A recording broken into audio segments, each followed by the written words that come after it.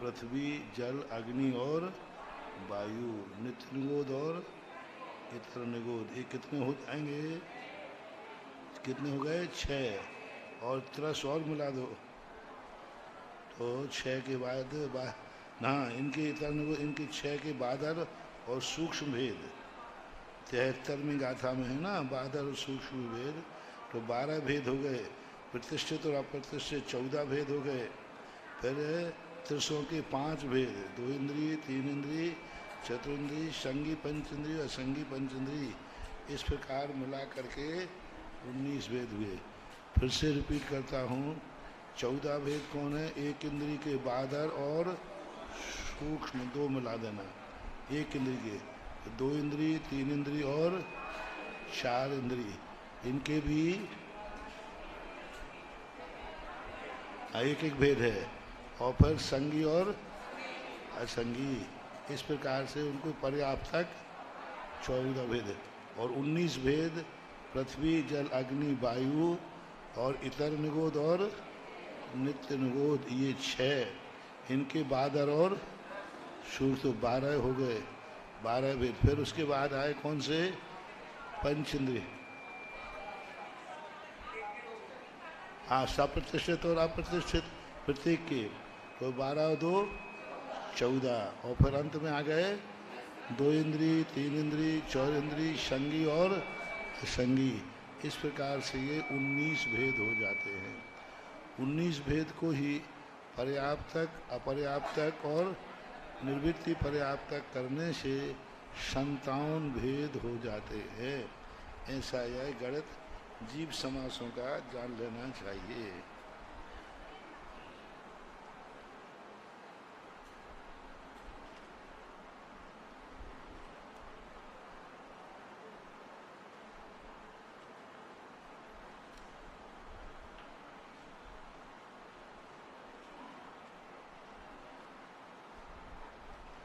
और भी इन्होंने आगे भेद बनाए थे, बहुत सारे, 85 भेद, 58 भेद।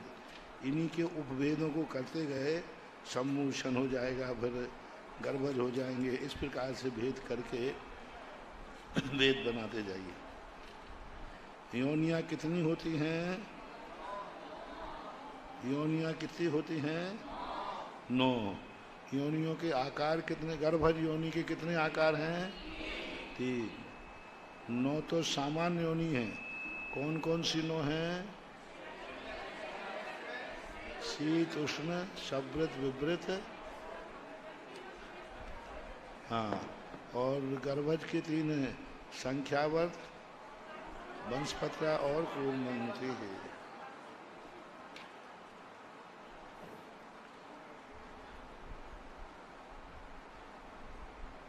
देवों के कौन सा वेद होता है? देवों के कौन सा वेद होता है? वेद बोलो, पीछे पीछे बोलो, पीछे बोलो। 2 ही वेद होते हैं। तो फिर मनुष्यों के कितने वेद होते हैं? 3। त्रियंचों के 3 वेद होते हैं। नारकियों के कौन सा वेद है? 1 नपुंसक वेद है।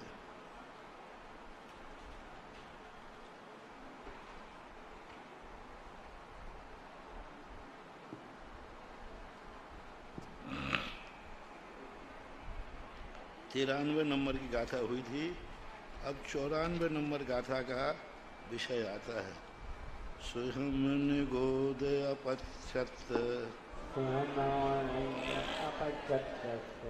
यस्य जातस्य तदिशमयं अंगुल असंख्य भागम जहन्नमुक्तस्यं मच्छे। देखो ये कौन बता सकता है? केवली भगवान के अलावा कोई बता ही नहीं सकता। सूक्ष्म निगोदिया जीव जो अपर्याप्तक है वो भी पर्याप्तक नहीं, अपर्याप्तक है।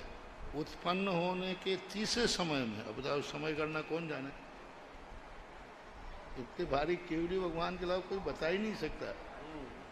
समय तीसरे समय में उत्पन्न हुआ, वो भी निगोदिया जीव है, सूक्ष्म निगोदिया। अपर्याप्त 3 शर्त हैं निगोदिया में। कौन सा है? सूक्ष्म।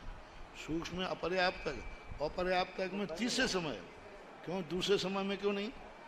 पहले समय में होना चाहिए। बहुत बड़ा वो है।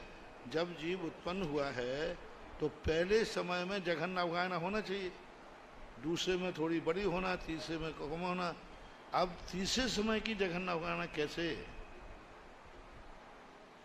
तो इसका मूल प्रमाण है और कहीं इन्होंने खुलासा नहीं किया। भगवती आराधना में इसका खुलासा है। जीव जन्म लेता है तो अधिक स्थान घेरता है। जैसे किसी चीज को अपन कीचड़ में डालेंगे तो वो स्थान को आगे बढ़ाएगा, अपने आकार से थोड़ा बाड़ा बढ़ाता है, फिर वो कीचड़ उसको घेर लेता है। तो उन्होंने मनुष्य की दशा को बताया, कलल दशा, घट्ट दशा आदि वर्णन किए। जैसे अपन कीचड़ में एक पत्थर डालें तो वो अपने आकार से ज़्यादा स्थान बनाएगा कि कम? ज़्यादा, थोड़ा, तभी तो वो नीचे बैठेगा। पर जैसे वो बैठ जाता है तो कीचड़ वो खाली स्थान जो बनाया था, किसी भी चीज़ को अपन गड्ढे में फिट करेंगे तो वो स्थान ज़्यादा होना चाहिए या कम? बराबर में भी नहीं बैठेगा। मान लो कील भी अपन ठोकेंगे तो कील वो जब ठोकेंगे तो वो स्थान ज़्यादा बनाएगी कम? ज़्यादा बनाएगी। लेकिन बाद में जैसे अपन ने पत्थर डाला कीचड़ में तो वो स्थान ज़्यादा बनाएगा, तभी वो बैठेगा। और बैठने के बाद फिर कीचड़ स्थान। इसलिए प्रथम और द्वितीय समय में जब जीव आता है, ये तो निगोदिया जीव है, गर्भ का तो हम उदाहरण दे रहे हैं।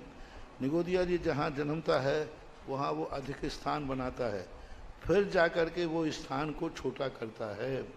इसलिए तीसरे समय का एक विशेषता है, केवली भगवान का ही ये विषय है।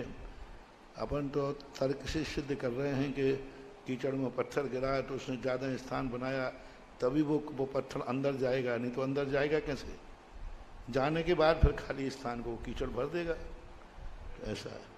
तीसरे अंगुल असंख्य भागम, तो सूक्ष्म निगोदिया अपर्याप्तक जीव के तीसरे समय में अंगुल के असंख्य भाग में जघन्य उक्कस्यम मत्स्ये, ये जघन्य अवगाहना होती है। और उत्कृष्ट अवगाहना किसकी होती है? मत्स्य, मत्स्य की उत्कृष्ट अवगाहना होती है।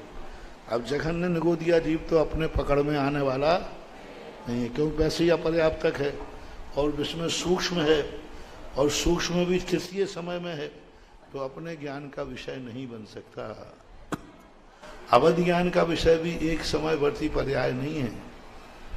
अवध ज्ञान एक समयवर्ती पर्याय को नहीं पकड़ सकता, अनेक समयवर्ती पर्यायों को ही पकड़ता है। अंतर्मुहूर्त पर्याय को विषय बनाता है अवध ज्ञान, मनय पर्याय ज्ञान, ये सब व्यंजन पर्याय बनाते हैं, अर्थ पर्याय नहीं है। सभी जो है, हालांकि और इसका विस्तार आया है तीसरे समय भी। कौन? जो बहुत बार जितने निगोदिया जीव हैं, इतने बार निगोद जीव में जा चुका हो, इतना भ्रमण कर चुका हो, वो आकर के फिर जन्म लेवे तीसरे समय में, तब जाकर के केशव वर्णि ने या जो टीका है गोमर सार के ऊपर, उसमें इसका वर्णन और विशेष दिया हुआ है।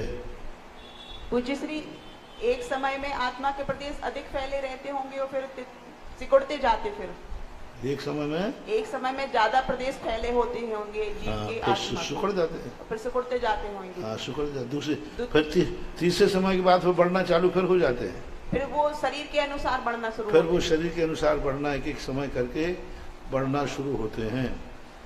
वो तो एक प्रारंभ की एक घटना है 3 समय के लिए। तो महर्षि उसका भी कोई आकार रहता है उस समय?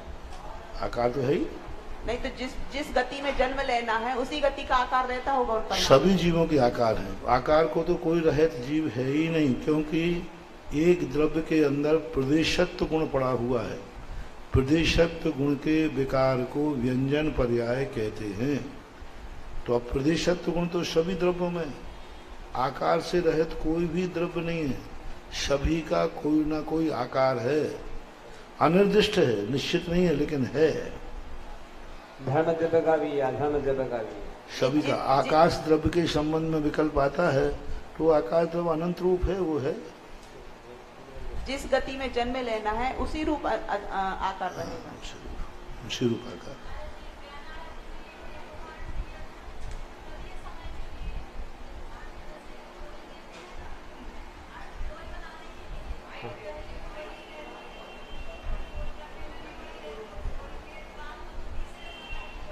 वो तो कोई भी चीज होगी, जैसे अपन आटे को गूंथेंगे तो पहले पानी डालेंगे तो बड़ा होगा, और उसको धीरे धीरे धीरे धीरे करके कम करते जाते हो जाते। सतुआ घोड़ने में भी ऐसे ही होता है। तो यह अपन को अभी देखो कितना बढ़िया जैन दर्शन कितना महान है। क्या क्रम से जीव कांड में इतनी क्रम व्यवस्था, इतनी क्रमिक व्यवस्था। देखो कितने कहाँ से गुण स्थान जीव कहाँ कहाँ रहते हैं उनको बताया। भावों की, पहले भावों की अपेक्षा बताया गुण स्थानों में, फिर वो स्थान की अपेक्षा बताया, और अब कैसे कैसे उत्पन्न हो गए अब उनकी अवगाहना बता रहे हैं। पढ़ने वाला चाहिए। अपन देखो इतने महान आचार्यों के अनंत उपकार हैं, इन्होंने कितनी मेहनत करके अपने गुरु से प्राप्त किया होगा, और कितनी मेहनत करके लिखा। और अपन लोगों के लिए, दुनिया भर की बातों के लिए तो काम है, समय है। अरे महाराज हमें समय नहीं है। अरे हो महाराज लोगों, समय नहीं है, समय के अलावा और है क्या तुम्हारे पास? समय के अलावा है क्या? अपन लोग, हम लोग को क्या है, बाह्य प्रवृत्ति में ज़्यादा चले गए, समाज के साथ जुड़ाव ज़्यादा हो गया, समाज के कार्यों में हम लोग जुट गए, हम भी उसमें शामिल हैं। समाज के कार्यों में हमारी उपयोगिता ज़्यादा चली गई, क्योंकि अब हम समाज के साथ रहते हैं तो जिनकी खाते हैं उनकी बजाना पड़ता है। अब पहले महाराज लोग रहते थे जंगलों में, ऐसे स्थानों पर श्रावक लोग भी कम जाते थे।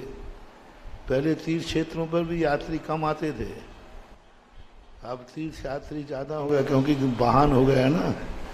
पहले पैदल बैलगाड़ियों से आते थे, तीर्थ यात्री कम रहते थे। अब कम जा रहे हैं, गर्मी में तो परेशानी हो रही है।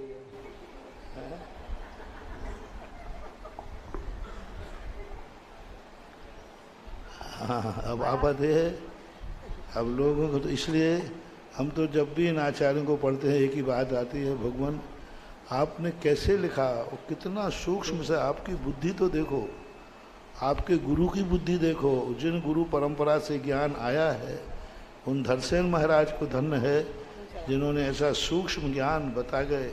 आज हम पढ़ने का भी समय नहीं। श्लोक वार्तिक और राज वार्तिक जब पढ़ते हैं तो 100 बार नमस्तु करने का मन होता है। अब वो नमस्तु चाहे सोते हुए करें चाहे जगते हुए, लेकिन गर्दन तो झुक जाती है। महाराज जी घनांगुल क्या कहलाता है? राज वार्तिक विद्यानंद जी महाराज को पढ़ो, श्लोक वार्तिक में क्या गजब है। घनांगुल पूछ रहे हैं महाराज जी, घनांगुल क्या कहलाता है? घनांगुल कहलाता है एक प्रदेश प्रमाण, आत्मा के प्रदेश हैं ये अंगुल है। एक प्रदेश को लेकर चारों तरफ से उसका गुणा करने पर घन अंगुल बनता है। घनांगुल का असंख्या जो है ना, इसमें जितने प्रदेश हैं चारों तरफ से भाग घन निकाल लो। घन किसे कहते हैं? लंबाई गुणे चौड़ाई गुणे मोटाई, उसको घन कहते हैं। घन अंगुल हो गया, तो घन अंगुल की लंबाई चौड़ाई गुणित, अब इसका असंख्यात से भाग दो। घनांगुल नहीं, घनांगुल तो बहुत बड़ा हो गया। ये अपना अंगुल नहीं, अंगुल 3 प्रकार के होते हैं, प्रमाणांगुल, आत्मांगुल और व्यवहारांगुल। तो प्रमाणांगुल भरत चक्रवर्ती के 500 धनुष की काया वाले को प्रमाण अंगुल बोलते हैं। आत्मंगुल अपने अपने अंगुल हैं, सबके छोटे बड़े हैं, और व्यवहार अंगुल है वो एक नाप निश्चित किया है। कैसा है? जो लीक से चलता है, परमाणुओं से चलता है। परमाणुओं से सन्न बनता है, सन से सन्ना सन्न बनता है, सन्ना सन से फिर त्रिश रेणु बनता है, त्रिश रेणु से रथ रेणु बनता है। जैसे सन्ना सन्न का है तो बहुत छोटा है, फिर उसके बाद आएगा त्रिश रेणु, सबसे छोटा चींटी मान लें। चींटी के चलने पर जो धूल उड़ती है वो कहलाता है त्रिश रेणु। त्रिश रेणु 8 त्रिश रेणु के बराबर एक रथ रेणु होता है। रथ जब चलता है तो उसमें जो सबसे सूक्ष्म धूल उड़ती है 8 रथ रेणुओं से 8 रथ रेणु से फिर एक लीक बनती है। 8 लीकों से एक जुआ बनता है, एक जुआ से एक जौ बनता है, 8 जवों से, 8 जुओं से एक जौ, और 8 जवों से एक अंगुल बनता है। ये सामान्य व्यवहार। इसी से फिर जाकर के अंगुल से फिर 8 अंगुल का एक बेतस्ती होता है, 8 अंगुल का एक बेतस्ती, और 18 अंगुल का एक हाथ होता है। जैसे अब उसको सेंटीमीटर, हमारे यहाँ इंच का व्यवहार नहीं दिया। फिर क्या है, 18 अंगुल का हाथ बताया। अब 18 अंगुल में आपके अनुसार 1.5 फुट ले लो, 1.5 फुट का इंच बना लेते। फिर 4 अंगुल का एक धनुष होता है, 4 हाथ का एक धनुष होता है, उसको दंड भी कहते हैं। और फिर 2000 दंडों का, धनुषों का एक कोष होता है, बड़ा वाला कोष, और 2000 कोषों का एक योजन होता है। ये क्रम शास्त्रों में त्रिलोक परिणति, त्रिलोक सार आदि में दिया है। बीच में भी कुछ भेद छूटे हैं।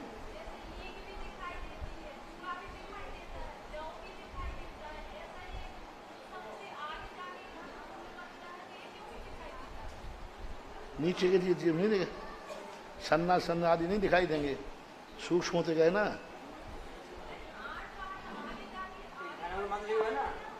अरे जैसे धूल दिखाई नहीं दे रही, लेकिन अपन इकट्ठी कर लें तो दिखाई दे जाती कि नहीं? हाँ, तो वो 8 इकट्ठे हो गए तो देखने लगे। हाँ तो घनांगुल दिखाई देगा ना, घनांगुल आता है इतना बड़ा। जुआ लीक जो का बालों में पड़ती वही तो लीक है, और क्या? हाँ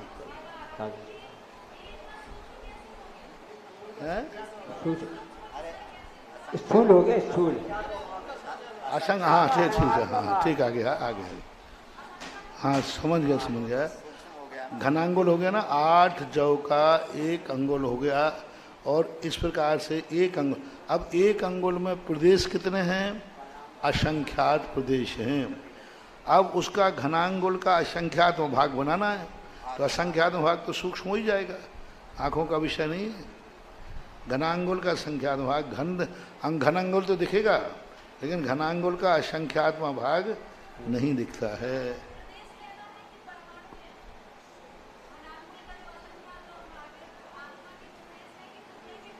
आत्मा के प्रदेश और पुद्गल के परमाणु दोनों, इस शरीर की अवगाहना पुद्गल के परमाणु हैं। पुद्गल के परमाणुओं में उस शरीर की अवगाहना, जीव की अवगाहना नहीं बता रहे हैं। जीव जितना शरीर को ग्रहण किया है उस शरीर की अवगाहना है। साहि सहस्रमेकम, साहि सहस्रमेकम, बारम कोशूणमेकमेकम च, बारम कोशूणमेकमेकम च, जोयन सहस्रदीहम, जोयन सहस्रदीहम, पम्मे बेले महामच्छे, मे बेले महामच्छे। क्या बोल रहे थे आप भाई?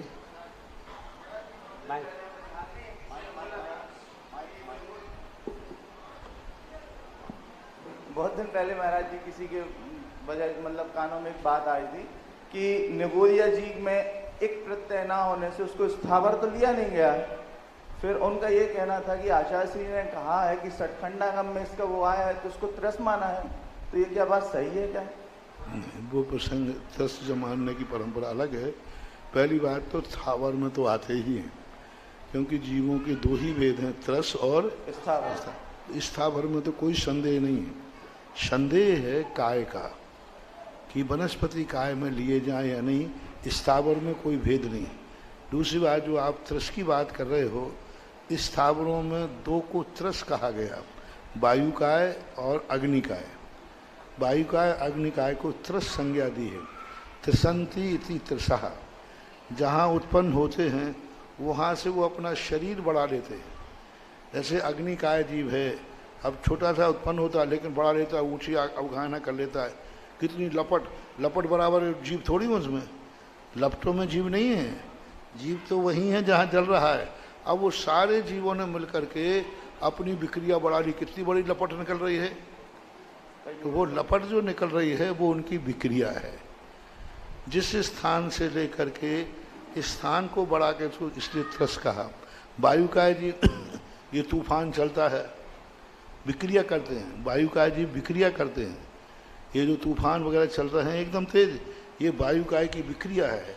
तो उस विक्रिया की अपेक्षा से उनको त्रस कहा। दूसरा, स्थानांतरण होते हैं स्वयं।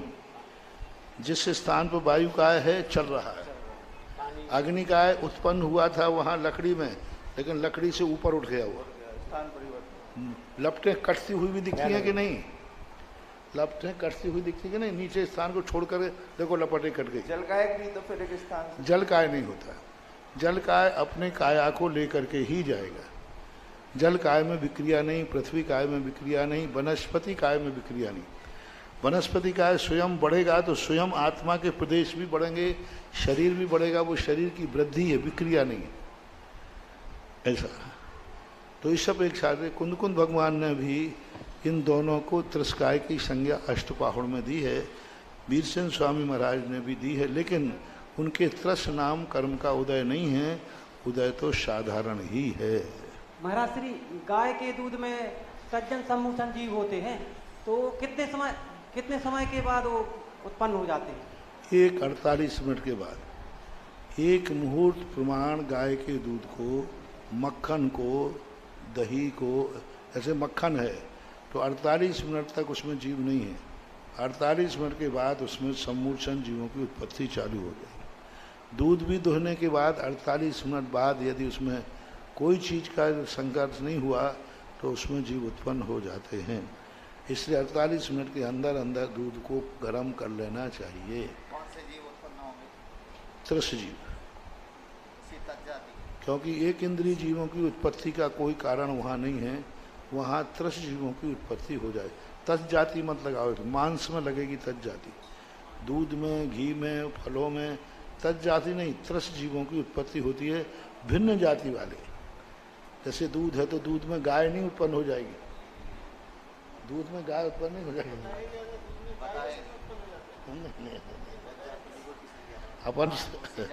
अपन लोग आगम के ज्ञाता हैं, अपन जानते हैं गाय का रूप ऐसा बन ही, गाय की उत्पत्ति किससे होती है? गर्भज है। गाय गर्भज है तो वो गर्भ रूप में कैसे उत्पन्न हो जाएगी?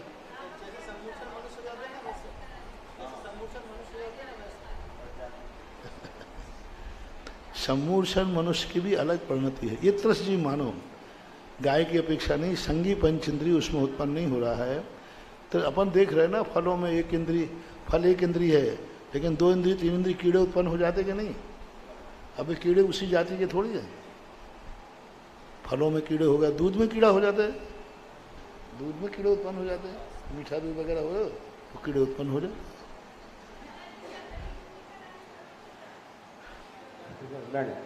अगला पढ़ो।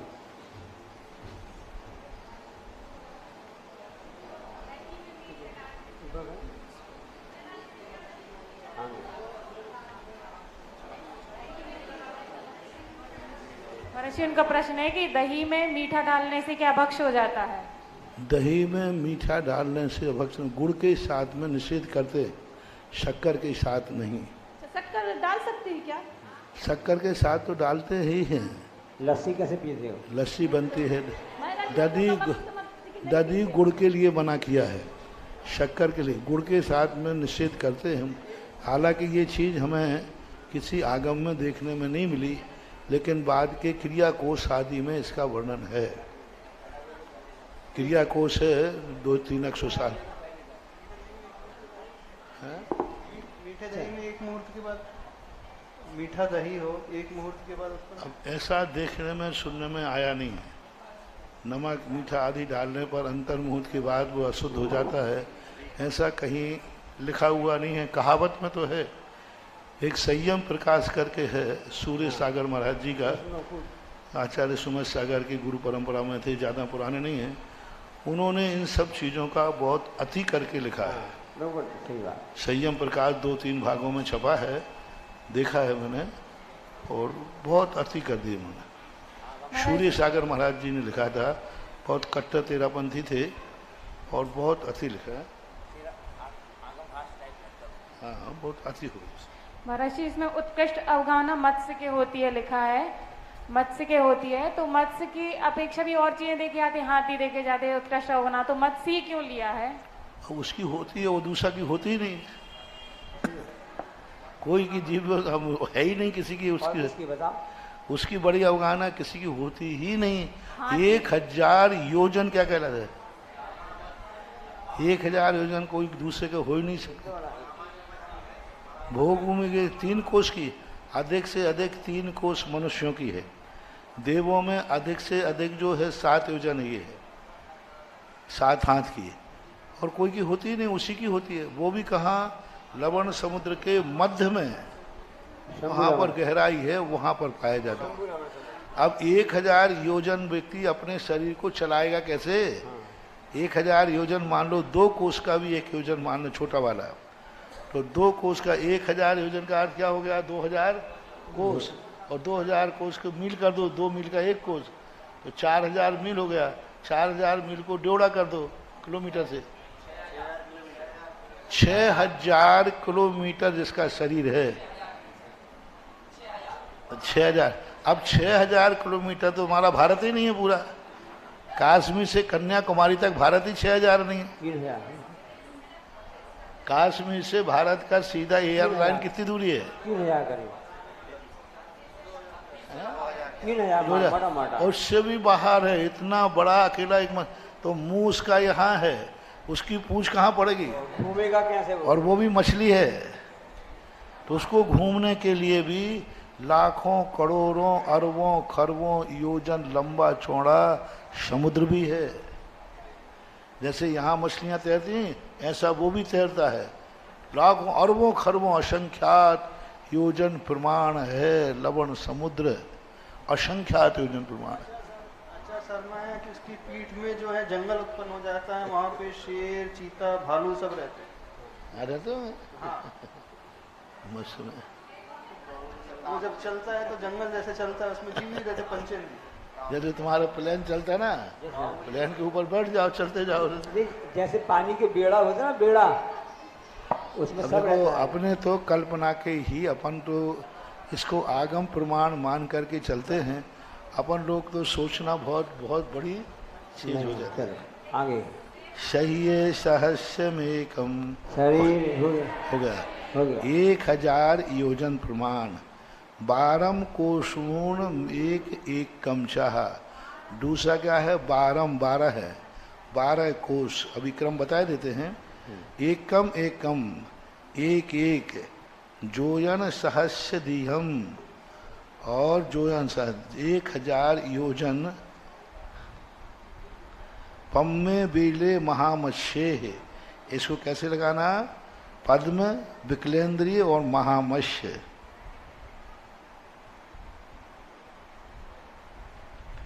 दो बार 1000 आया है। एक आया पहले सहस्य में एकम, और फिर आया जोयन सहस्य 1000 योजन। तो कैसे लगाना? वहाँ नहीं, साधिक सहस्र एकम, कुछ अधिक 1000। ठीक है।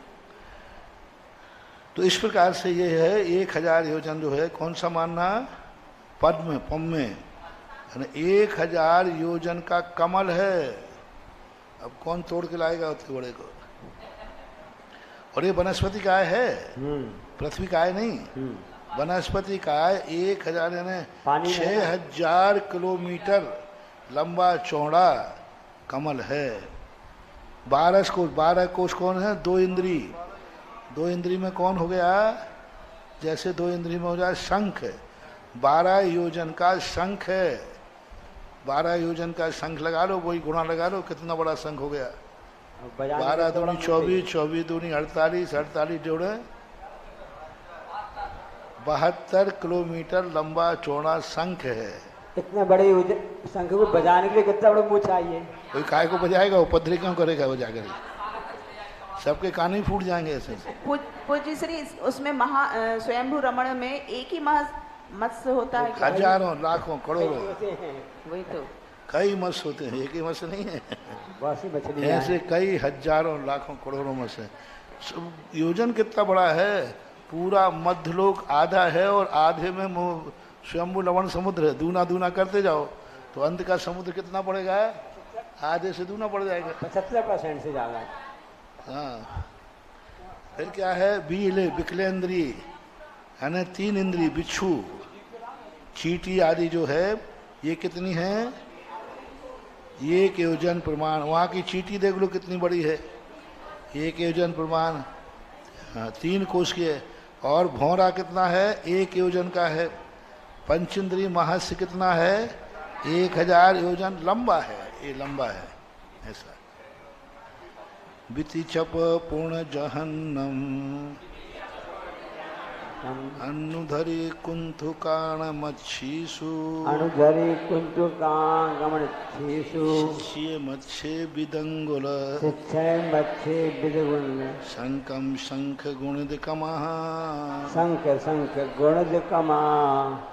अब 2 इंद्री, 3 इंद्री, 4 इंद्री, पंचेंद्री पूर्ण जहन्नम। पुण्य यानी पर्याप्तक जो हैं, पूर्ण वाले जो पर्याप्तक हैं। ये जीव कैसे हैं?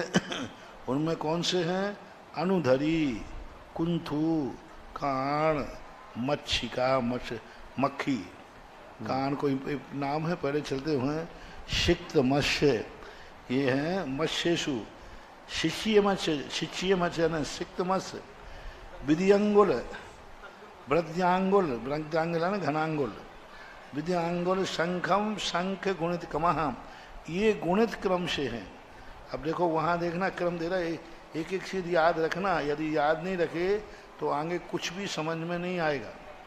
पहले देखना, पहले जो अंगुल के असंख्यात में भाग कही थी, घनांगुल के असंख्यात में भाग अवगाहना है। किसकी अवगाहना कही थी? सूक्ष्म गोदिया जीव अपर्याप्तक तीसरे समय में जो जन्म लेता है उसकी अवगाहना घनांगुल के असंख्यात में भाग। अब ये जो गुणित क्रम से बता रहे हैं पर्याप्तकों की, संख्यात गुणा, 2 इंद्री से 3 इंद्री संख्यात गुणा, 3 इंद्री से 4 इंद्री संख्यात गुणा, अनुधरी और 4 इंद्री से पंचेंद्री संख्यात गुणा, और उससे भी संख्यात गुणा जो मत्स्य है इतना छोटा होता है, मिक्खू के बराबर होता है। सोहमणि बाते आभू, नामे आभू, बाते अपुनि पदिठदम इधरम, बाते आपुनि पदिठदम इधरम, दीति चापमादि नाणम, दीति चापमिलाणम, याराणम तिसेड़िये, याराणम तिसेड़िये। अब देखें, अब इतने जो कितने जीव समास हो गए थे, मूल में कितने जीव समास थे? 14। पर बाद में कितने थे? 19। तो अब इन जीव समासों को क्रम से जमाना है। किसकी अवगाहना कैसी? अब गणित का विषय आ गया, कोठे बनाना पड़ेंगे। विषय बिल्कुल सरल है, बस इतना ही है, मन को एकाग्र करना है। उन्हीं जो 14 जीव समाज बनाए थे, 14 कौन से बनाए थे? 1 इंद्री के 2, बादर और सूक्ष्म। फिर बाद में कौन से थे? 2 इंद्री, 3 इंद्री, 4 इंद्री, संगी पंचेंद्री, असंगी पंचेंद्री, 5। फिर उसके प्रत्येक के कितने थे? सप्रतिष्ठित और अप्रतिष्ठित। फिर बाद में किसके थे? 14 बना रहे हैं क्या? संगी असंगी और 2, 5 संगी और असंगी। अरे हाँ, पर्याप्त करा, पर्याप्त। अब इन्हीं के जो 14 बनाए हैं, इन्हीं 14 में भेद करेंगे। फिर कितने बनाए थे? 19। 19 में क्या बनाए थे? पृथ्वी का है, अग्नि का है, जल का है, वायु का है, इतर निगोद और नित्य निगोद। अब इन्हीं में फिर 1 इंद्री, 2 इंद्री, सूक्ष्म और बादल, सूक्ष्म और बादल भेद बनाए थे। 6 दूनी 12, फिर 2 इंद्री, 3 इंद्री, 4 इंद्री, सप्रतिशत अप्रतिशत 14, और फिर 5, 19, 2 इंद्री, 3 इंद्री, 4 इंद्री, संगी, पंच इंद्री और संगी, ये 19। अब इन 19 जीव समासों का सारा गणित है। और अब 19 जीव समासों कितने प्रकार से निकालेंगे? जघन्य और उत्कृष्ट। जघन्य में भी पर्याप्तक से अपर्याप्तक की, पर्याप्तक की और अपर्याप्तक की, सूक्ष्म की, बादर की।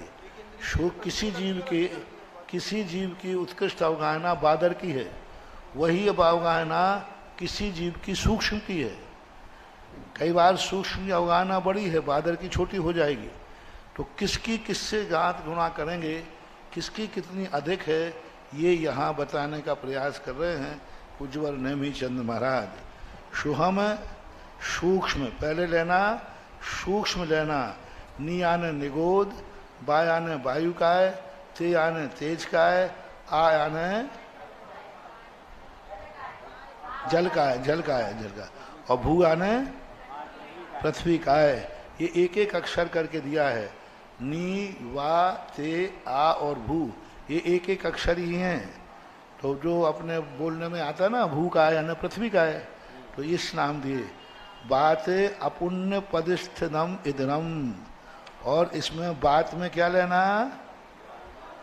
अपुण्य यानी अप्रतिष्ठित, अपुण्य पदिष्ठितम, अप्रिय निप्रतिष्ठितम यानी अपर्याप्तक, इधरम और इससे इधर पर्याप्तक।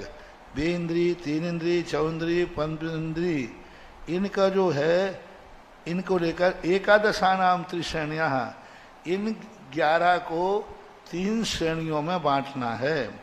हिंदी पढ़ लें।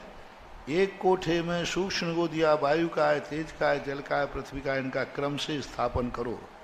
एक कोठे में इनकी स्थापना करो। देखो 67 नंबर पेज पर एक इन्होंने चार्ट बनाया है, उसको देखते जाएं, अपन पढ़ते जाएं। देखो क्या लिखा है इन्होंने? कोठे में सूक्ष्म को दिया जीव, वायु का है, तेज का है, जल का है, इनका क्रम से लिखो। तो लिखो लिखो, इन्होंने लिखा है सूक्ष्म को दिया 1, वायु का है 2, तेज का है 3, अप का है 4 और पृथ्वी का है 5। और ये क्या है नीचे क्या है? अप जा, अपर्याप्तक की जघन्य बना है। देखो अब ये हैं अपर्याप्तक की बना रहे हैं। अब बाद में अंत में बताएंगे कौन के। जैसे सूक्ष्म को दिया जीव लिखा है, 1 नंबर डाला, तो बात काय की भी अपर्याप्तक सूक्ष्म है। अपर्याप्तक जो है और सूक्ष्म है, तो इसकी अवगणना सूक्ष्म को दिया जीव से इसकी अवगणना कितनी अधिक होगी? बात काय से तेज काय की कितनी होगी? अब काय की कितनी होगी? पृथ्वी काय की कितनी होगी? तो ये खाना किसका हुआ? इन 5 में किसका हुआ? अपर्याप्तक जघन। ये याद रखो 5, क्योंकि इन्हीं की पुनरावृत्ति होगी बार बार। जो सूक्ष्म को दिया जीव, बादर, पर्याप्त, बाहर जल का है, पृथ्वी का, इनकी बार बार पुनरावृत्ति होगी। लेकिन नीचे क्या लिखा है? अपर्याप्तक जघन। अपर्याप्तक की जघन अवगाहना है इस गाथा में। दूसरी गाथा ले लें आप, हाँ इसी को पढ़ लें। इसके आगे दूसरे कोठे में बादर वायु का है, तेज का है, जल का है, पृथ्वी का है, निगो दिया प्रतिष्ठित। अब देखो दूसरा कोठा देखो, बादर बात का है लिखा ना। हाँ अब यहाँ भी बात लिखा था, पर ये सूक्ष्म था और वो बादर है। वो यहाँ भी अप था, वो बादर है। यहाँ भी पृथ्वी थी, वहाँ भी पृथ्वी है। यहाँ सूक्ष्म था, वहाँ बादर है। निगो दिया जीव यहाँ भी थे कि नहीं? लेकिन कौन से थे वो? सूक्ष्म। यहाँ कौन से आ गए? बादर। अब प्रत्येक को क्यों ले लिया इन्होंने? क्योंकि प्रत्येक बादर ही होते हैं। प्रत्येक कभी सूक्ष्म नहीं होते, बादर ही होते हैं, इसलिए इन्होंने डाल दिया। ये कौन है? अपर्याप्तक जघन बादर। देखो वहां भी अपर्याप्तक जघन लिखा था ना, यहाँ भी क्या लिखा है? लेकिन अंतर क्या है? वो सूक्ष्म थे, ये बादर है। चार्ट को समझना। देखो ये चार्ट लोगों को कठिन लगता है, लेकिन अपन थोड़ा मन लगा के पढ़ें तो सही है। आप देखना, तीसरा कोठा बनाओ, ऐसे आगे तीसरे कोठे में अप्रतिष्ठित प्रतीक, अप्रतिष्ठित प्रतीक। दूसरे में क्या लिखा था? प्रतिष्ठित प्रतीक, प्रा लिखा था ना, तो प्रतिष्ठित 11 नंबर, प्रतिष्ठित कौन सा रह गया था अब?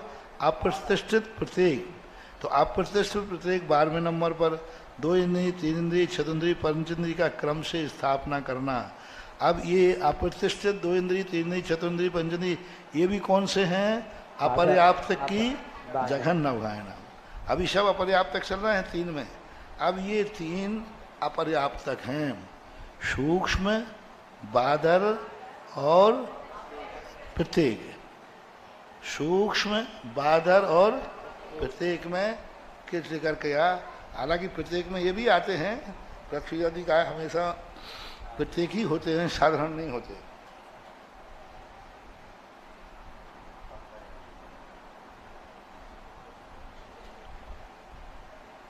प्रत्येक नामकर्म का उदय मात्र वनस्पति का ही नहीं होता।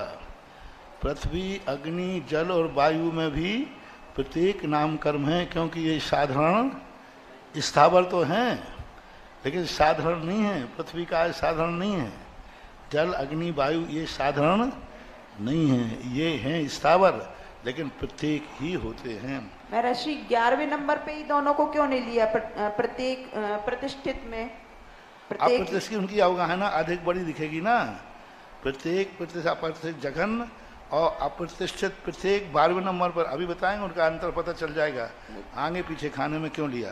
दोनों बादर ही है ना, क्योंकि दोनों बादर हैं, दोनों ही बादर हैं। ये भी बादर ही हैं, 2 इंद्रिय, 3 इंद्रिय, 4 इंद्रिय, पंचेंद्रिय, ये भी बादर ही हैं और वो भी बादर हैं, लेकिन उनकी अवगाहना इन अवगाहना से मैचिंग नहीं करेगी। अभी जो गुणकार करेंगे तो 2 में घटित होगा, तीसरे खाते में घटित नहीं होगा। अभी बता देंगे क्यों अंतर आया है। ग्रुप अलग अलग बना दिए नहीं, ये अन्य कोठे में लिखना भी पर्पस है, उनका अभिप्राय है, इसलिए इनके कोठे में स्थापना करने। दूसरे दोनों कोठों के नीचे पुनः तीसरे कहाँ आ गया? आगे तीसरा हो गया ना, पुण्य जानना। इसके आगे उक्त 16 स्थानों में आदि के ग्रह स्थानों को 3 श्रेणी मारनी चाहिए। इन्हीं के लिए जो 3 बनाए थे, इन्हीं की 3 श्रेणी मारनी चाहिए। 3 श्रेणी को लिए उन्होंने सूक्ष्म निगोदिया जीव, ये कौन हुआ? पर्याप्तक। नाम यही है, प्रतिष्ठित पना बढ़ जाएगा। ज्यों का जैसा यहाँ लिखा था वैसे ही लिखिए। सूक्ष्म निगोद लिखा था पहले में, लिखा था कि नहीं? दूसरे नंबर पर बात लिखा था, तीसरे पे तेज लिखा था, तो यहाँ 23 में तेज है। यहाँ 4 में अप लिखा था तो 26 में आ गया, और पृथ्वी में 29 आ गया। अब ये नंबर क्यों ऐसे डाले गए हैं, अभी इनका नंबर बताते हैं, क्योंकि इनकी अवगाहना में अंतर पड़ेगा। क्रम से नंबर, जैसे 16 के बाद 17 आ गया, 17 के बाद 18 आना चाहिए था, लेकिन 18 जाकर के नीचे पहुंच जाएगा, अभी उसको बताएंगे हम। फिर तीसरे का देखो बादर बात, तो दूसरे की पूरी नकल है। देखो क्रम वही है, बस यहाँ अपर्याप्त तक लिखा है, वहाँ लिखा है। अब देखो तीसरे का नकल करो, तीसरे का नकल छठ में से करो, देखो बराबर है कि नहीं? नाम वही के वही हैं कि कम बड़ हैं। नीचे अपर्याप्त तक, यहाँ लिखा पर्याप्त तक। अब जघन्य में ये 2 खाने उत्कृष्ट के आ गए। अभी तक ये 6 खाने, 1 2 3 4 5 6 खाने किसके चल रहे थे? जघन्य के। जघन्य के किसके? पर्याप्तक और अपर्याप्तक के। जघन्य। अब ये खाना किसका आ गया? 7वां अपर्याप्त उत्कृष्ट और पर्याप्त उत्कृष्ट। तो अपर्याप्त के उत्कृष्ट बना जो है 3 इंद्रिय, 4 इंद्रिय, 2 इंद्रिय, अप्रतिष्ठित और पंचेंद्रिय, ये अपर्याप्तक के उत्कृष्ट भेद हैं। अपर्याप्तक के उत्कृष्ट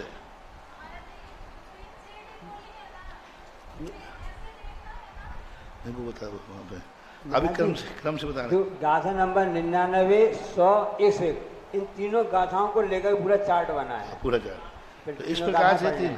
अब इनमें क्या करना है? अब ये सूक्ष्म निगोदिया जीव के नीचे आ जाना चाहिए था, अपन गए साइड में क्रम से बता रहे थे, इसलिए अब आ गया नीचे सूक्ष्म निगोदिया जीव को 18 नंबर पर, क्योंकि सूक्ष्म निगोदिया जीव अपर्याप्त की जघन अवगायना कौन से खाने में है?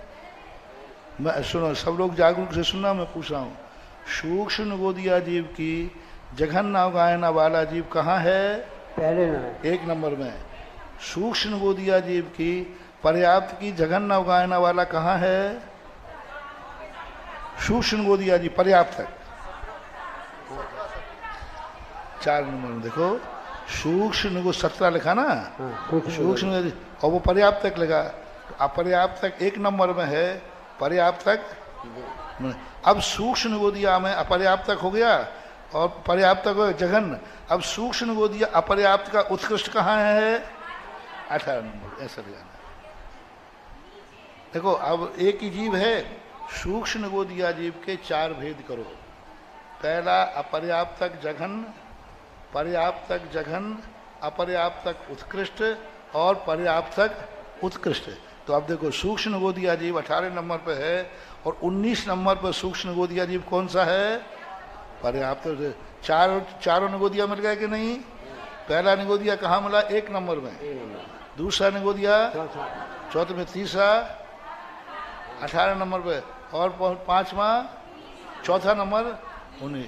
1, 4, 18 और 19, ये 4 निगोदिया जीव इस प्रकार के ये व्यवस्थित हैं।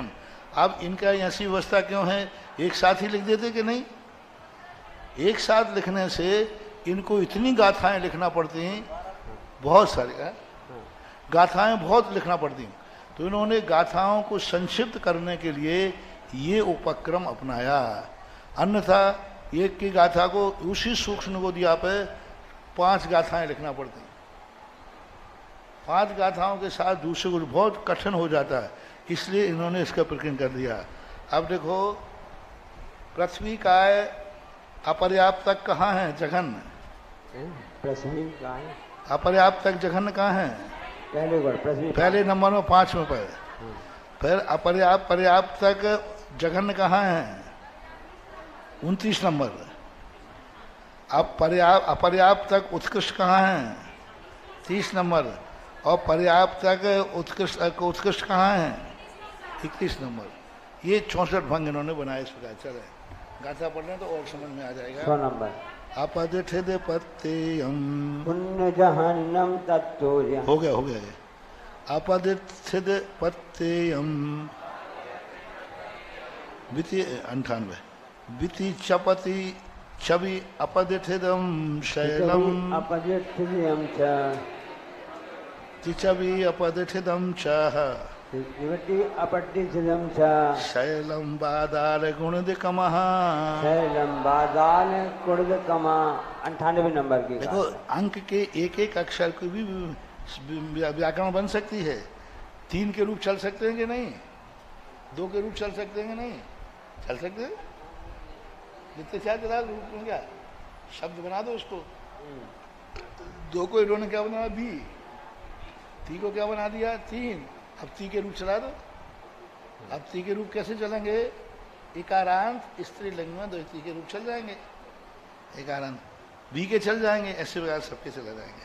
पूज्य श्री सूक्ष्म निगोद में अपर्याप्तक जघन्य में 1 नंबर दिया है, पर जैसे उन्होंने चौथे नंबर पे इधर लिया, चौथे नंबर में सूक्ष्म निगोद 17 नंबर दिया, पर यदि इनकी अवधारणा में अंतर है तो फिर 18 और 19 नंबर ही क्यों दिया उनको? गुणाकार अलग बनेगा उनका। वो उनके निगोदिया जी बनेगा ना आगे।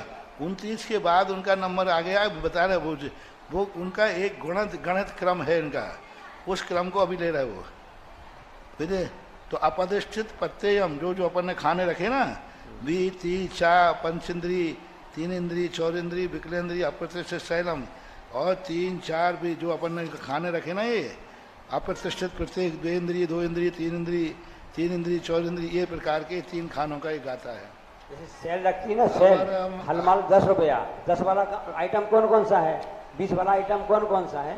अवरम पुण्यम पद्मम पुण्यम पन्नम शोलम पुण्य पदम विदियतिरी ओली सोलम गुण पणम विजयतरी ओली पुण्यधर पुण्ययानम पुण्यधर पुण्ययाणम जहन्न ओक्कस्यम। जहन्नम उक्कस्यम। आदि के जो 16 स्थान थे वे अपर्याप्तक के हैं। देखो 16 स्थान किसके थे? ये 3 खानों में थे ना 16, ये अपर्याप्तक के हैं। और प्रथम द्वितीय तृतीय श्रेणी क्रम से पर्याप्तक अपर्याप्त तथा पर्याप्तक जीवों की है। प्रथम द्वितीय श्रेणी किसकी है क्रम से? पर्याप्तक अपर्याप्तक पर्याप्तक जीवों की है। पर्याप्तक की प्रथम द्वितीय श्रेणी कौन सी है? ये 3 के बाद जो है पर्याप्तकों की है, सब पर्याप्तकों की है। फिर जाकर के पर्याप्त क्रम से अपर्याप्तक तथा पर्याप्तक, फिर अपर्याप्तक आ गए, फिर पर्याप्तक पुनरावृत्ति नहीं है, पर्याप्तक उत्कृष्ट आ गए। इनकी यह अवगाहन क्रम से जघन्य उत्कृष्ट और उत्कृष्ट। देखो पहले तो आई जघन्य, पर्याप्तक जघन्य, अपर्याप्तक उत्कृष्ट और पर्याप्तक उत्कृष्ट। 2 बार उत्कृष्ट आ गया ना, तो इसके लिए गाथा में कहा, ये इन्होंने कहा पुण्य जहन्नम तत्तो बारम अपुण्यस्य पुण्योक्कसम पुण्य जहन्नोत्य संकम संकम गुणम तत्तो। श्रेणी के आगे प्रथम कोठे में ऊपर की पंक्ति के 6ठे कोठे में पर्याप्तक की जघन, दूसरे कोठे में अपराध की उत्कृष्ट, तीसरे कोठे में पर्याप्त में उत्कृष्ट अवगाहना समझनी चाहिए। अब श्रेणी के आगे प्रथम कोठे में ऊपर की पंक्ति 6वां 1 2 3 4 5 6 जो 6वां है 1 2 3 4 5 6 6वें नंबर का कोठा है। तो इसमें क्या है? पर्याप्तों की जघन्य स्थिति, और दूसरे कोठे में अपर्याप्तक की उत्कृष्ट स्थिति तथा तीसरे कोठे में पर्याप्तक की उत्कृष्ट समझनी चाहिए। 2 इंद्रिय पर्याप्तक की जघन्य अवगाहना पर्यंत असंख्यात। अब देखिए, अब यहाँ से सावधान हो जाओ। अभी तक तो ये कोठे जमा दिए आपको, अब तुम्हें यही पता नहीं चल रहा है कि इनको 1 नंबर 2 नंबर 7 नंबर 18 नंबर, ये नंबर क्यों दिए? और नंबर देना तो क्रम से लिख देते, सीधा लिख देते सूक्ष्म को दिया पर्याप्तक जघन, इसकी जघन उत्कृष्ट इतनी है, पर्याप्तक की जघन उत्कृष्ट इतनी, इतना लिख देते, नहीं लिख सकते थे क्योंकि इसके लिए बहुत गाथाएं लिखना। तो अब देखो कितना आ गया, 2 इंद्रिय पर्याप्तक जघन कहाँ लिखा है? 2 इंद्रिय पर्याप्तक जघन 51 नंबर पे, 51 नंबर देखना। अवगाहना पर्यंत यहाँ तक, यानी 51 नंबर तक असंख्यात का गुणकार है। लो अब एक नंबर आ गया ना, अब 1 से लेकर के असंख्यात का गुणकार लिखो। यानी सूक्ष्म गोदिया से असंख्यात गुणी जघन्य अवगाहना बात की है, तेज की असंख्यात गुणी है, आपकी असंख्यात गुणी है, पर्याप्त की। फिर इससे बादर बात, अब यहाँ देखना पृथ्वी का है 5वें नंबर लिखा ना जघन्य, इससे असंख्यात गुणी किसकी है? बादर बात की 6 नंबर। उससे असंख्यात गुणी तेज का है कि 7 8 असंख्यात गुणी करते जाओ 16 नंबर तक असंख्यात गुणी आ जाओ, 16 नंबर तक असंख्यात गुणी आ जाना। अब 16 नंबर के बाद 17 नंबर कहाँ लिखा? सूक्ष्म गोदिया जीव का 17 नंबर संख्यात गुणा है। फिर बाद की पर्याप्तक जघन्य की, अब देखो 18 नंबर क्यों नहीं आया यहाँ? सूक्ष्म गोदिया जीव से असंख्यात गुणी सूक्ष्म गोदिया जीव की कर लेते, नहीं। सूक्ष्म गोदिया जीव की 17 नंबर तक तो समझ में आ रहा है कि नहीं? वो तो सीधा सीधा हिसाब है, मतलब प्रत्येक जीव असंख्यात गुणा करते जाओ, बिल्कुल सीधा सीधा है। अब बदल रहा है क्रम, सूक्ष्म गोदिया जीव पर्याप्तक की जघन्य अवगाहना 17 नंबर पर है। जितनी आई उससे असंख्यात गुणी बात की आएगी 20 नंबर की, उससे असंख्यात गुणी तेज काय की आएगी, उससे असंख्यात गुणी अपकाय की आएगी, उससे असंख्यात गुणी पृथ्वी काय की आएगी। कौन सी है ये? पर्याप्तक जघन्य अवगाहना। और अपर्याप्त को क्यों नहीं लिया? क्योंकि अपर्याप्त की उत्कृष्ट है। उत्कृष्ट अवगाहना पर्याप्तक की जघन्य अवगाहना से ज्यादा होती है।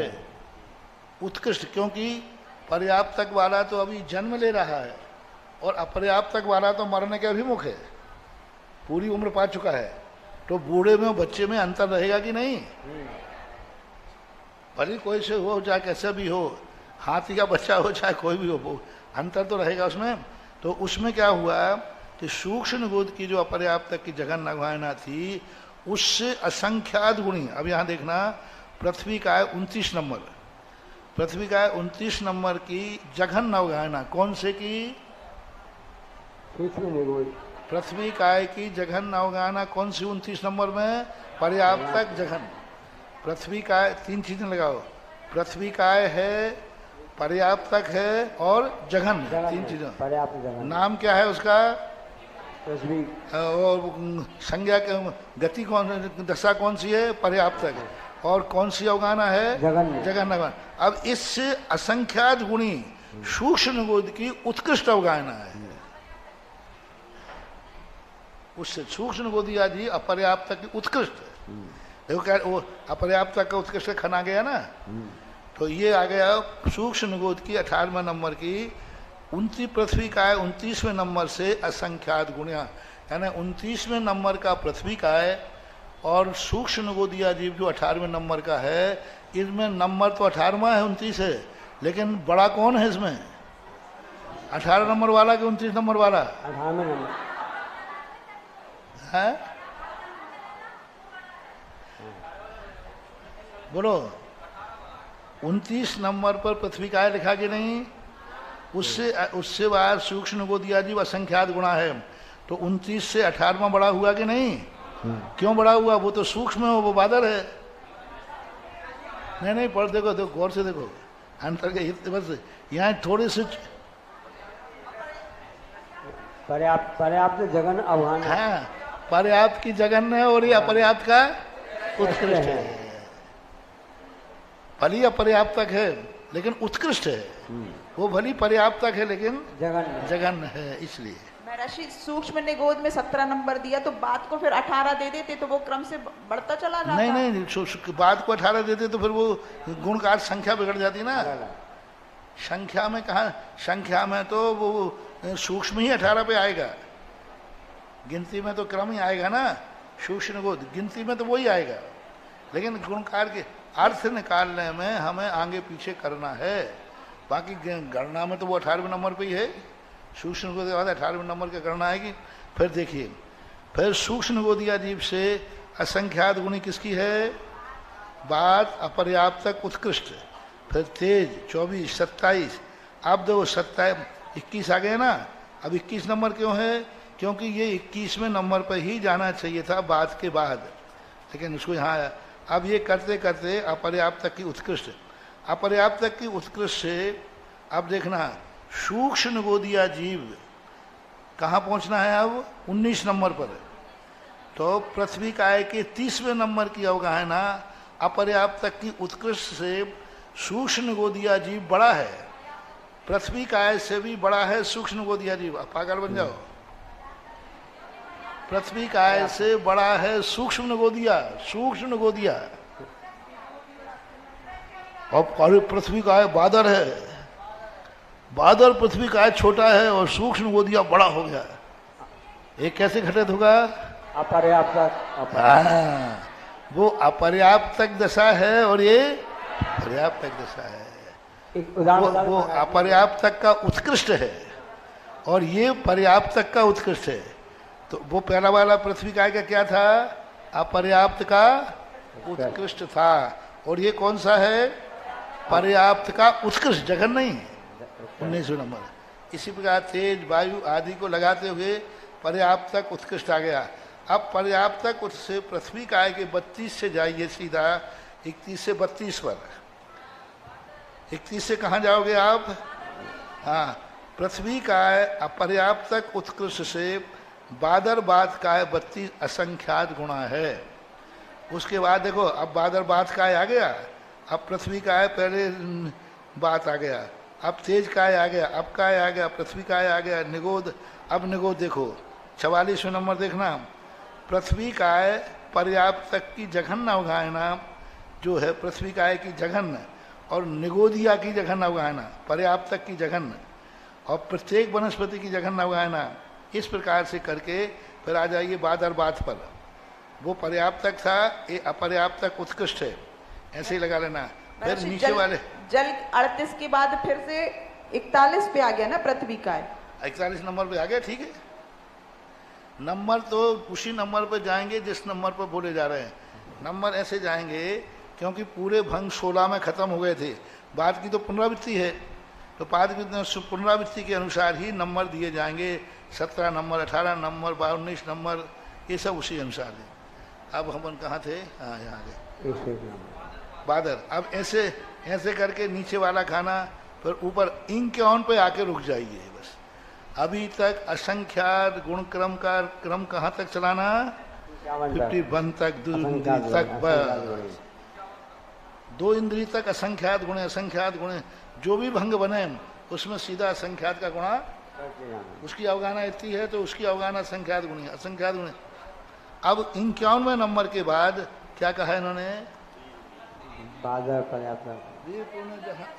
विपुण्य जहन्नोत्य असंख्यम संख्यम गुणम तत्तो। उसके बाद क्या करना? विपुण्य। देखो क्या लिखा है गाथा में, देखो तुम्हारे घर में देखना, बी आने दो इंद्री, पुण्य आने, पुण्य आने पर्याप्त, और जघन आने जघन। देखो पर्याप्तक जघन के खाने में है 51 नंबर के नहीं, गाथा से मिलाओ। बी पुण्य जघन, 2 इंद्री पर्याप्तक जघन, तो 51वां नंबर 2 इंद्री पर्याप्तक जघन के खाने में आ गया। अब यहाँ तक असंख्यम, यहाँ तक क्या दे दिया उन्होंने? असंख्यम शब्द दिया। फिर आगे क्या कर दिया? संख्यम गुणम तत्तो। उसके बाद फिर बढ़ेगी संख्यात गुणी। असंख्यात गुणी बढ़ना ज्यादा है या संख्यात गुणी बढ़ना ज्यादा है? असंख्यात गुणी। वाह, रटे रहो, दोपहर की घुमेड़ी में चल रहे हो सब लोग।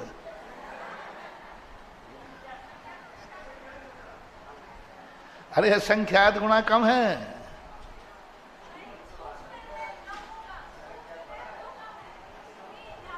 असंख्यात गुणित क्रम लेना है। अंगुल के असंख्यात्मा गुणित और अंगुल का संख्यात्मा गुणित, कौन सा कम होगा? किसी वस्तु के असंख्यात गुणा टुकड़े कर दो और किसी के संख्यात टुकड़े करो, संख्यात बड़ा चलेगा। अब इनकी अवगाहना बढ़ना चालू हो गई। अभी घनांगुल के वो भी बताएंगे, घनांगुल का लेना कि पल्ल का लेना कि लोक का लेना, क्योंकि असंख्यात शब्द कितने प्रकार का होता है? अंगुल का असंख्यात्मा भाग, घनांगुल का असंख्यात्मा भाग, पल्ल का असंख्यात्मा भाग, लोक का असंख्यात्मा भाग, ये 4 असंख्यात भाग प्रसिद्ध हैं।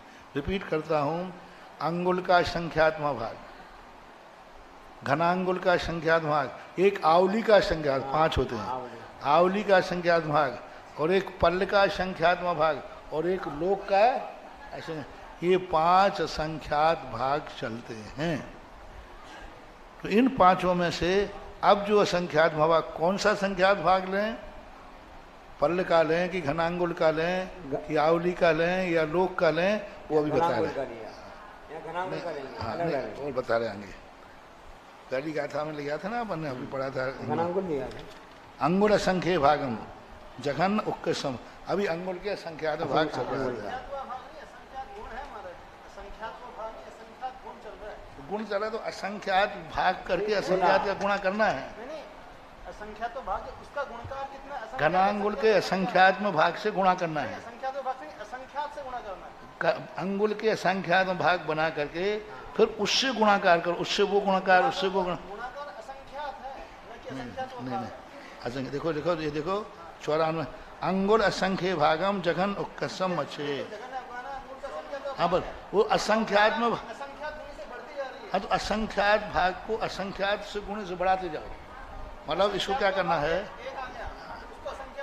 नहीं, उसको जैसे असंख्यात भाग निकाल लिया, इसकी असंख्या दूसरे की उससे असंख्यात गुणी है, उस असंख्यात में भाग को ही तो गुणा करना है।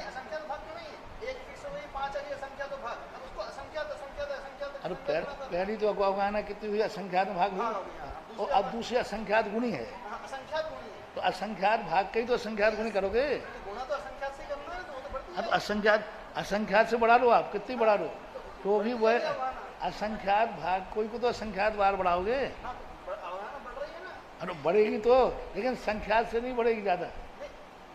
गुणाकार जो है संख्यात को अपन असंख्यात बार लिखना है।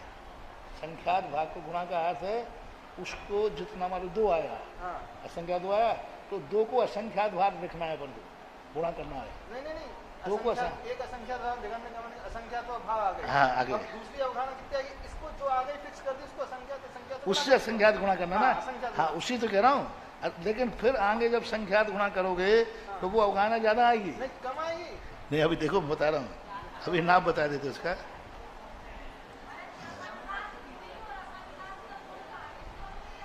अभी देखो अभी इसी गाथा से खुला जाता है। संख्यात में भाग कम होता है, संख्यात में भाग ज्यादा होता है। देखो अभी देखो इसकी सबकी अवगाहना में गुणाकार बताएं। अभी ये गुणकार जो बढ़ रहा था 100 नंबर का था मैं। उन्न जहन्नम तत्तो हो गया। असंख्यम संग गुणम था। असंख्यम और संग गुणम बोले असंख्यात गुणा था, अब संख्यात का गुणा करना है। अब ये संख्यात के गुणा के बाद सुमेदर गुणगारो गुणगारा लीजिए। अब आ गया ये। अब वो जो क्या चलो अरे मौसम अच्छा हो गया है। आवली पल्ला असंख्य भागो दू। आज हम सोच रहे थे कि हम भेज देंगे, आज हमारा स्वाद ठीक नहीं है, स्वाध्याय नहीं करेंगे। ये कहने ही वाला था मैं, इतने में आवाज आ गई मंगलम भगवान वीरो मंगलम। अरे मैंने जिनके कारण मैं बहाना बना रहा था वे तो पहले ही बोल दिया। अभी चलो। अरे कल ही आपने प्रवचन में कहा था ना कि अपन तो खेती करने वाले हैं ना, खेत अच्छा मिल गया है तो अपन को फसल अच्छी देनी चाहिए। देखो सब लोग देखो बस आज तपा है, हम लोग बिहार की भी हिम्मत नहीं कर पा रहे, पक्षी भी बाहर नहीं निकल रहा है। और देखो एक टाइम वो अच्छी तरह पानी खा पी करके, और तुम लोग तो पानी पी के बैठे हो और अभी फिर डकारोगे। और हमारे महाराज देखो तपों में उपवास है। महाराज जी क्या करते थे? केशरंज की है, उपवास भी है। अब इस देखो सुनो इस पंचम काल में इससे ज्यादा अतिशय और क्या चाहते हो? क्या चाहते हो? नहीं आता। लोग कहते पंचम काल में अतिशय। हमारे पूज्य आचार्य महाराज का एक संस्मरण बहुत अच्छा है। ईसरी की घटना है सन 1983 की। तो एक महाराज एक कलकत्ता वाले थे, उन्होंने कहा महाराज जी, उल्लासमल जी थे, मुमुक्षु थे, बोले महाराज चौथे काल में महाराज आते थे, 6 ऋतु के फल आ जाते थे, वो आते ना 6 ऋतु के फल आ जाते थे, और कुत्ते छोड़ो वे भी शांत हो जाते थे, शेर शांत हो जाते थे। अब आजकल ऐसा अतिशय क्यों नहीं देखा जाता? 6 ऋतु के फल कहाँ थे? तो आचार्य ने कहा जिन अतिशय की तुम बात कर रहे हो ना, ये तो बहुरूपिया भी कर देगा, एक देवता भी कर देगा। लेकिन पंचम काल में हीन संगनन के साथ भौतिक वातावरण में अंधियारी रात में भी रत्नत्रय का मुनिव्रत पालन कर रहे, ये अतिशय है सबसे बड़ा। देवसेन आचार्य महाराज ने तो इतना गजब का लिखा, क्या है ये पंचम काल में शरीर अन्न का कीड़ा होकर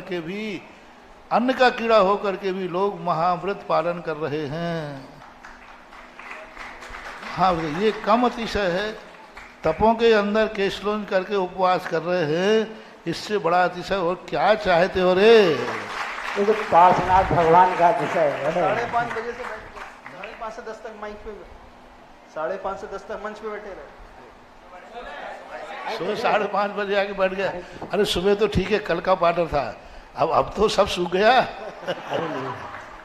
जिनवाणी की अमृत पान मिलने से सब हरा भरा हो जाता है। महाराज जी केवल ज्ञान के पहले ये सब ज्ञान हो जाता है क्या सब लोगों को जो आप पढ़ा रहे हैं यहाँ? महाराज केवल ज्ञान होने के पहले पूरा ज्ञान आ जाता है क्या? ये जो पढ़ा रहे हैं अभी, जैसे अपन को ज्ञान नहीं आ रहा तो मुनि बन गए। हम तो बैठे केवल ज्ञान के पहले ही तो ज्ञान हो गया है हमें। और सब मुनि राजों को हो जाता है क्या ये ज्ञान? सब मुनि राजों को ज्ञान हो जाता है क्या? सबको नहीं होता, श्रद्धा हो जाती है। कई लोग क्या है कि ज्ञान नहीं कर पाते लेकिन श्रद्धा तो कर लेते।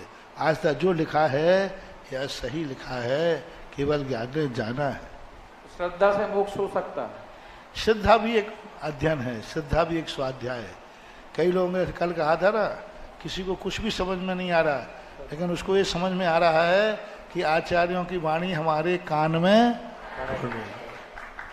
हमारे आचार्य महाराज के प्रवचन में किसी को कुछ समझ में नहीं आते थे, कुछ भी नहीं, और भीड़ इतनी कि आचार्य से के आने के पहले पंडाल हाउसफुल।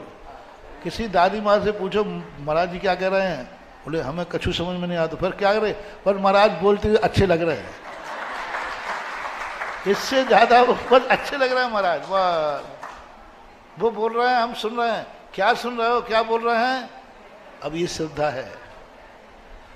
ऐसा अनुभव तुम्हें आ गया कि कोई बात नहीं, मुझे कुछ समझ में नहीं आया, लेकिन मेरे कितने भाग्य हैं कि साधु के मुख से हमने वो वाणी सुनी जो 1000 साल पहले आचार्य ने, मेरे कान धन हो गया काम आपका। असंख्यात गुणी निर्जरा आपकी हो गई। उस समय आपका पुण्यबंध आपकी निर्जरा पढ़ने वाले के बराबर है। एक पढ़ रहा है, एक समझ रहा है, और एक इतना कह रहा है नहीं मेरे कान सुन करके धन। दोनों में कोई अंतर नहीं रहेगा, बल्कि वो ज्यादा रहेगा। इसलिए मैं कहता हूं कि कुछ भी समझ में नहीं आए लेकिन पढ़ो। अपन ग्रंथ को कठिन होकर के मत रखो, कठिन मत रखो। श्लोक वार्तिक के साथ यही हुआ। श्लोक वार्तिक जब मैंने पढ़ने को एक बार मिली तो मैंने कहा नहीं, हमारे बस की बात नहीं है। मैंने कहा हम नहीं पढ़ पाएंगे, बहुत कठिन है, तो रख दी मैंने। कल से स्वाध्याय शुरू था, उनके दूसरा सोचते हैं। तो सुबह सुबह समय के समय विद्यानंद जी महाराज आए नहीं थे, ऐसा नहीं कहना। और तुरंत सुबह ऐसा भाव आया कि महाराज कह रहे हैं मैंने तुम्हारे कोर्स में ही लिखा था, तुम्हारे कोर्स की किताब है ये, और कोर्स की किताब को जो नहीं पढ़ेगा वो पास नहीं होगा। मैंने लिखा ही तुम लोगों को था और तुम्ही ने बंद करके रख दिया। बताओ आचार्यों ने वाणी किन के लिए लिखी है? अपन लोगों के लिखी है, और अपन नहीं बंद करके रख दिया, तो फिर हमने बेकार लिखी थी। दूसरे दिन मैंने छुल्लकों से कहा, हमने कहा नहीं नहीं वो अपने कोर्स की किताब है, अपन पढ़ेंगे। अब समझ में नहीं आएगा तो नहीं आएगा, क्या बात हो गई। 7 साल लगे, 7 साल में पूरी श्लोक वार्तिक लगाई, लेकिन लगा ली। मेरा जी एक चीज और पूछना थी, ये बड़े बड़े ठीक है, बीच में हम लोग बिहार भी करते हैं, बिहार वगैरह भी होता है, अष्टमी चौदस बंद भी हो जाते हैं, पर 7 साल लगे पूरे पढ़ने, लेकिन पढ़ लिया। तो हम लोग ठीक है मेरा जी, थोड़ा बहुत समझ में आ रहा है, ज्यादा तो नहीं आ रहा है, जितना आ रहा है उतना ही बहुत है। मेरा जी ये बड़े बड़े शास्त्र और रखे रहते हैं मंदिर में, यही वाले, तो क्या उनको पढ़ना चाहिए मंदिर में स्वाध्याय के रूप में? पढ़ने में कोई बाधा नहीं, अपने शांति के साथ बैठकर, नहीं समझ में आ रहा है तो बस हमारा यही भाव है, हम पढ़ रहे हैं बस। अच्छा, बड़े शास्त्र पढ़ सकते हैं जो मुनियों के लिए, वो भी पढ़ सकते हैं। इसलिए स्वाध्याय के 4 भेद। आमना इसलिए कहा गया, हमें कुछ नहीं आ रहा है, हम आमना पढ़ रहे हैं बस, कुछ भी समझ में नहीं आ रहा है, बस पाठ पाठ कहते जिसे।